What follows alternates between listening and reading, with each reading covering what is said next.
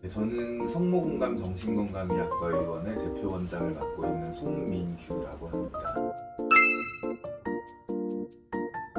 사실 코로나 이전에도 청년분들의 그 정신과 진료는 점차 좀 증가하는 추세였습니다.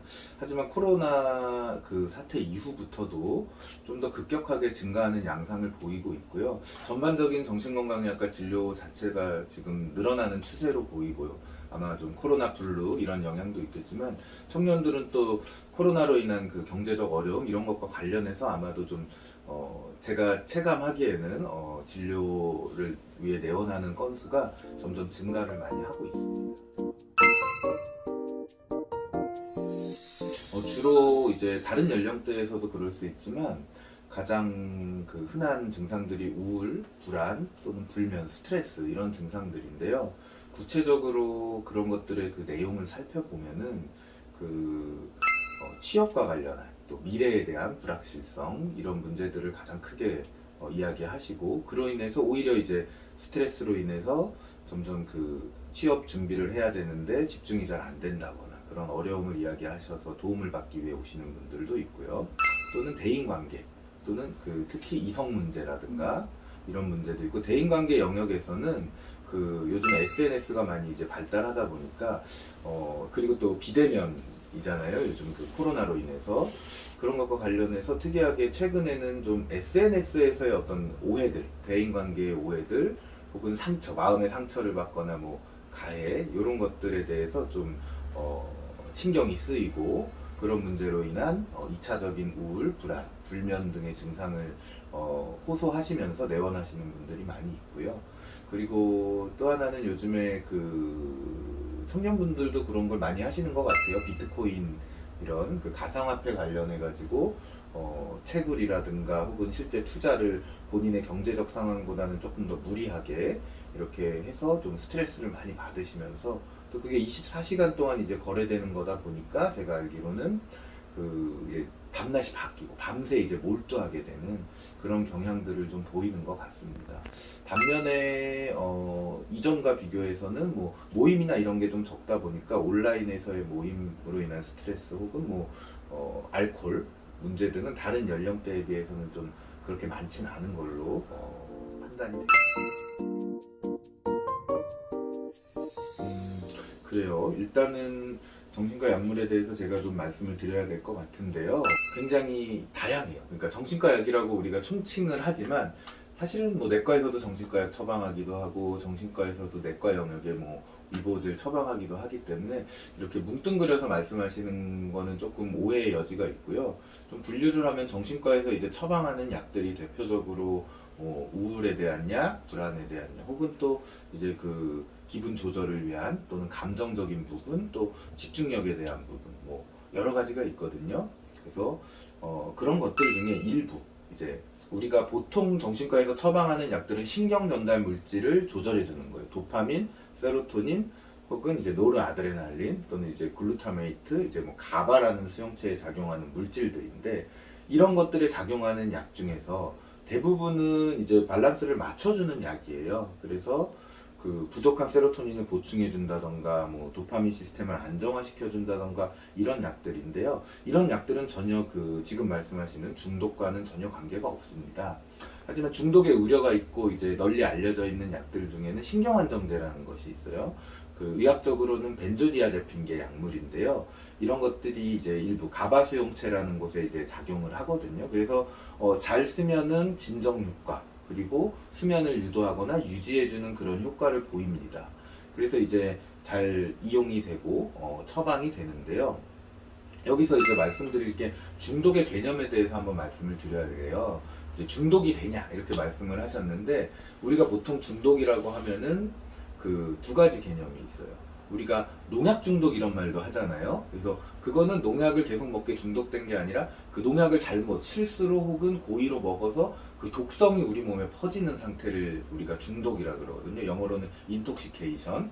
근데 그런 상태는 이제 약들이 뭐 물론 있지만 정신과 약들은 뭐 그런 중독과는 뭐 크게 관계는 없습니다. 뭐 고의로 많이 먹거나 그렇지 않은 경우는 또 안전하게 이제 약이 작용하는 용량과 부작용이 있는 용량의 차이가 요즘엔 굉장히 크게 나와요. 그러니까 이 용량의 차이가 작다면 약이 우리가 효과를 보기 위해서 약을 쓰지만 좀 독성이 발휘돼서 중독이 될 수 있겠죠. 지금 말한 그 독성 발휘의 중독. 근데 대부분의 약들은 이 차이가 굉장히 크기 때문에 조금 뭐 치료 용량을 오버해서 먹게 되더라도 뭐 독성을 발휘되거나 우리 몸에 해롭고 그런 경우는 요즘에는 굉장히 드뭅니다. 그러면 이제 질문하셨던 의도에 따라서 그 보통 이제 중독에 대해서 우리가 디펜던스라고 하는 거죠. 그 중독에 대해서 이야기를 드리면 그 중독의 내용에는 어떤 경우에 우리가 약물에 중독됐다 그러냐. 보통 의존이라는 거예요. 그러니까 말씀하신 거는 약물 의존성이죠. 그 의존의 개념에는 그 하나가 금단 증상이라는 것이 있습니다.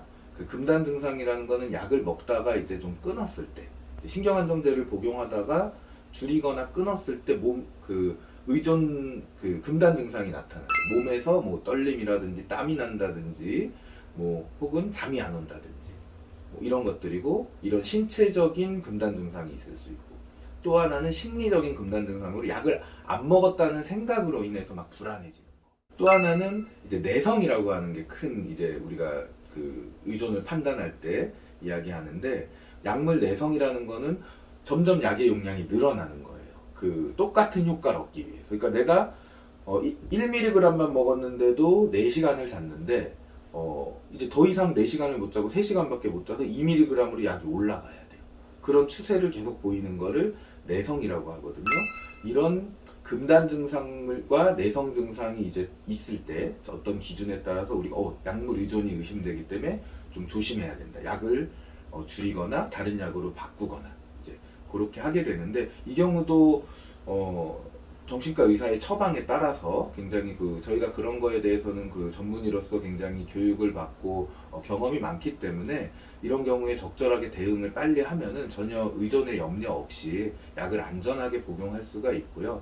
다만 이제 의존이 되는 경우는 이제 의사의 처방에 따르지 않거나 약을 불규칙하게 복용하거나 혹은 이제 뭐 그런 조금 오해일 수 있는 어떤 다른 이야기들, 전문의의 말이 아니라 어떤 다른 데서 어떤 이야기를 좀 들어서 이거 의존된다 해서 이제 먹다가 안 먹다가 이런 경우에는 좀 오히려 나중에 용량을 좀 늘려야 되는 경우가 있기 때문에 경험상으로도 좀 지금 말씀하신 의존을 우리가 걱정을 할 수 있습니다.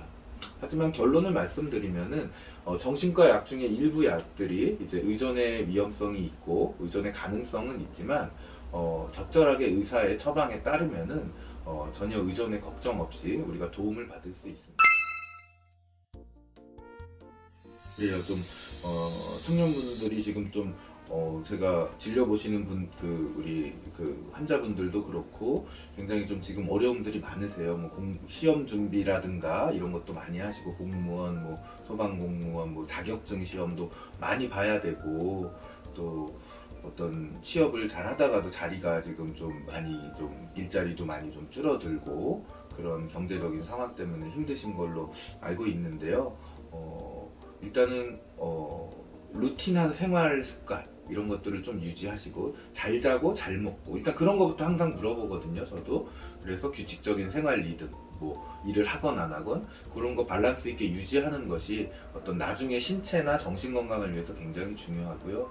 혹시나 내가 이제 이런 걸 하면서 너무 스트레스를 받고 좀 아까 말씀드린 우울, 불안, 뭐 이런 불면 증상, 초조, 뭐 주변에 나는 모르겠지만 짜증을 많이 내고 뭔가 준비하는데 효율이 떨어지거나 그러면은 적절하게 이제 정신건강의학과 병원을 이제 내원하셔가지고 적절한 도움을 받으실 수 있도록 하시면 좋을 것 같습니다.